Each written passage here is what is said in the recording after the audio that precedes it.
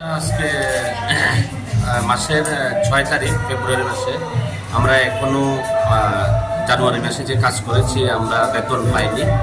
তো এই জন্য আজকে আমরা বেতনের দাবি নিয়ে আমরা ডিস্ট্রিক্ট এডুকেশন অফিসারের সাথে আমরা কথা বলতে এসেছি। উনি কি আশ্বাস দিয়েছেন?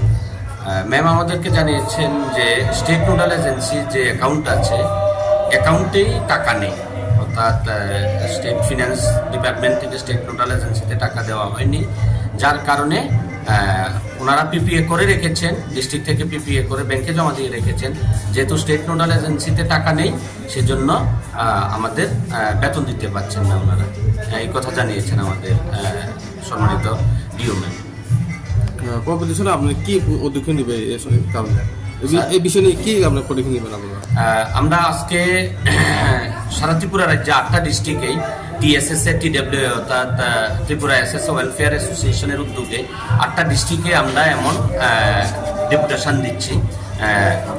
তারপর আমরা এই ডেপুটেশন শেষে মিটিং করা হবে, সেখান থেকে হয়তোবা এসপিডি অফিসে আমরা আগামী দিনে একটা বড়সড় আকারে ডেপুটেশন দেব।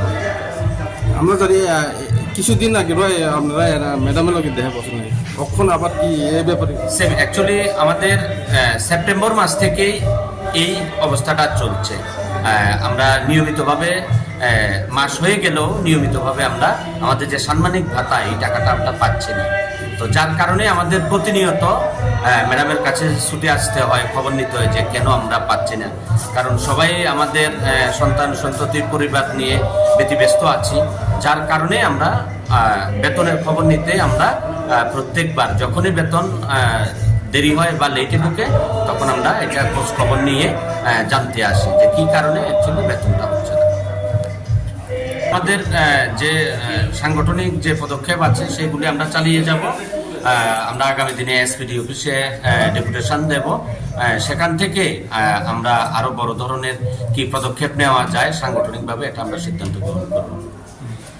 আমরা আজকে সিপাহীজলা ডিস্ট্রিক্টের বিভিন্ন সাব ডিভিশন থেকে প্রায় 150 জনের মতো শিক্ষক আমরা এখানে উপস্থিত হয়েছি।